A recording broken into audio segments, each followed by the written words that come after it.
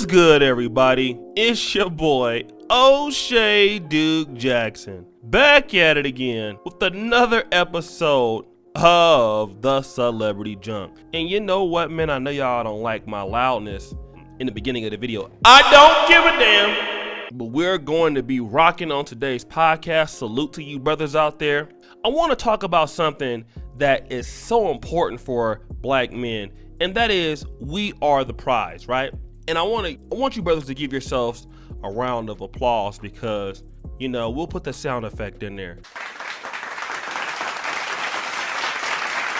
A lot of times black men do not get enough credit for what you're trying to do, where you're trying to go. And we're one of the few communities here that if you achieve and you do great things, people try to downplay it, all right? You know, if you're not doing anything, people want to, you know, put that on blast. And when you're doing something great, people try to minimize it, especially in the black community. So I want to tell you brothers that I definitely appreciate the fact that you're trying to do something with your life. You're trying to uphold and make the black male image greater, and you're trying to change that every day. And for that, I'm very proud. And there was a brother that sent me this, the good brother Andre Hatchett. Here we have a black man, and the post that he sent me was a brother who graduated from the Southern University Law School Center, right? And I'm gonna, you know, put the post there. I'm not gonna put his name on there, but anybody knows Southern University is in Baton Rouge, Louisiana. It's a historically black college and university, and they also have a law school. One of the few HBCUs. Florida A&M has one, Texas Southern has one, North Carolina Central has one, Howard University has one. It could be another one, but Southern University is one of the few law schools that a lot of African Americans go to in the Louisiana area. And the brother had a very interesting perspective after he graduated. Now I want to stop the show right here. When you go to an HBCU and you're African American, you already know the black experience anyway. But going to the HBCUs, you really understand the psyche of African American thinking, right? I went to Howard, so I definitely know, all right? And a lot of times when you go there to HBCUs, and I've visited a few campuses, a lot of the women there, there's an impression that a lot of women feel that they are better than the brothers there, okay? And a lot of brothers feel that way. In black America in general, that, you know, sisters feel like they're just much better than we are, and they're much more talented, and they have a lot of elite standards, okay? Now this is a brother that is a Juris Doctorate. He just graduated. I want you to read his Instagram post that he made, okay? And we're gonna go ahead and change the music up. Give me some like different kind of music. He puts this: now that I'm a JD'd, Juris Doctorate law degree holder, I've entered into a new arena of black men. And in this arena, I'm the prize now. Don't just take my word for it though. And before you kill me in the comments, let me drop some stats for your ass right quick so you can see my point.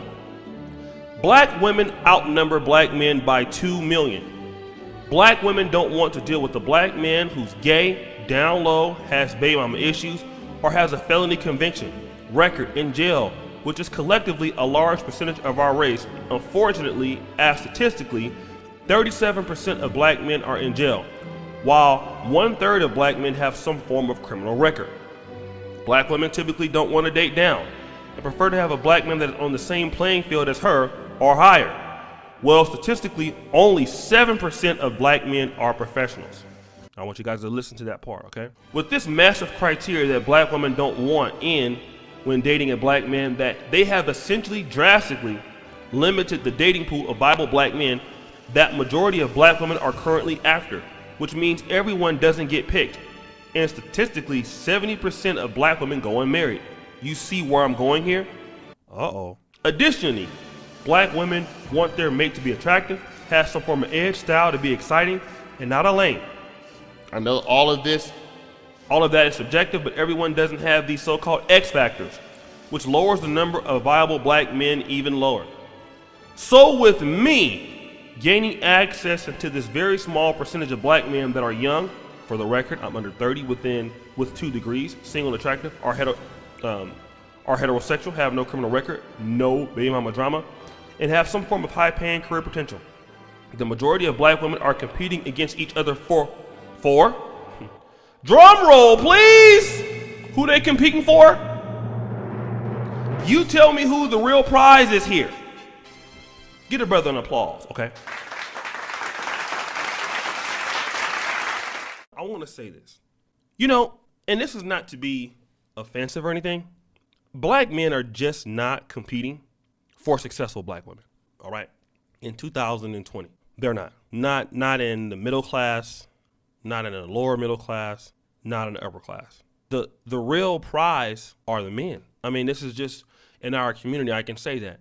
You know, the women, they may be attractive, they may look good, but in my opinion, I don't really see a lot of brothers coming out like, oh, I'm trying to get with Keisha over here, or I'm trying to get with, it doesn't work that way. Because the thing is that as you as a black man, as you are achieving and producing and in your success, what you're gonna find is everybody's after you now because you are the elite. They said only 7% of black men are professionals. Now, if that's a correct number, and I would assume the brother is right, it's a shame, right? And a lot of times, a lot of brothers feel left out. You feel, you know, some form of rejection. I'm not saying everybody does, but, you know, here's the situation. Focus on being the best man you can be. You know, you don't have to have this despondent mentality, you know, very down on your luck, whatever. Here's the situation. You get yourself together, you have autonomy, like this brother is saying. He don't even probably even have a job lined up. He knows I'm graduated. I'm already in the top something percentage of black men. I am the prize. I am the sought after guy. You know, you women are the ones, and what he's saying is 70% of y'all are unmarried. You know, 60% of the black women are out here having children from multiple men that have kids. The black men in the community are the prize. All that you have to do is focus on being the best black man that you can be. You know, a lot of times the commentary can get caught up in being upset with women or being upset with black women or roasting them and all of that. And I mean, I get that, you know, like black men and black women both point, have fun at each other. But the general idea is this. When you get to where you need to be, you represent so many opportunities for the black community that sisters just can't. Right? Men are the natural leaders in society, in the world. And you are who they're looking for. Okay? It's just what it is. No matter what they say, they can say everything they want to say. We know the truth. All right? And a lot of people were upset or was upset with the comment that the brother made. Like you have this guy that, I want to read this particular post that this brother wrote.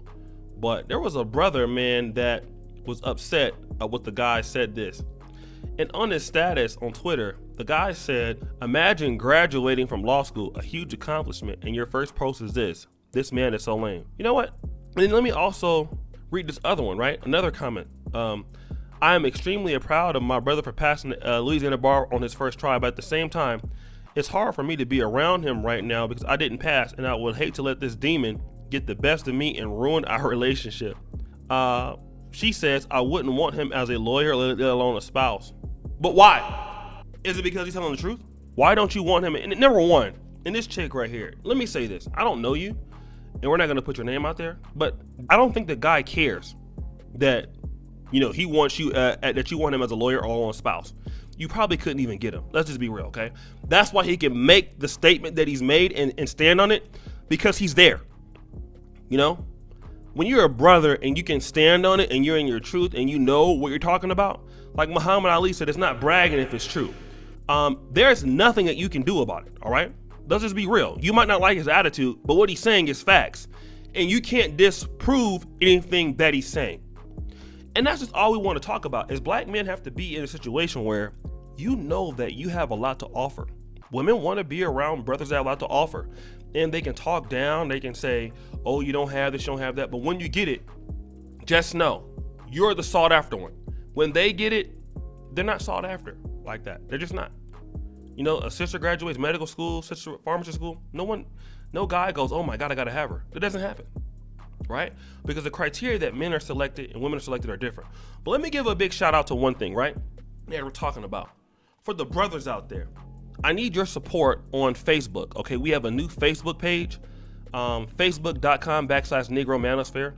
and we are moving a lot of our content to there that will exclusively only be on Facebook, because I'm not going to post the same thing usually from YouTube to Facebook. We will be in May, at sometime in mid-May, posting content on Facebook. All right, so this page will be at the pinned comment to the first page at the top, facebook.com/Negro Manosphere. We need like 700 people to like and follow the page, right? So I need you to click the like button on the page, follow the page, so that we can get our professional content on that site. And we're going to be doing a lot of great things on Facebook that you will not see on YouTube. So I need your support to do that.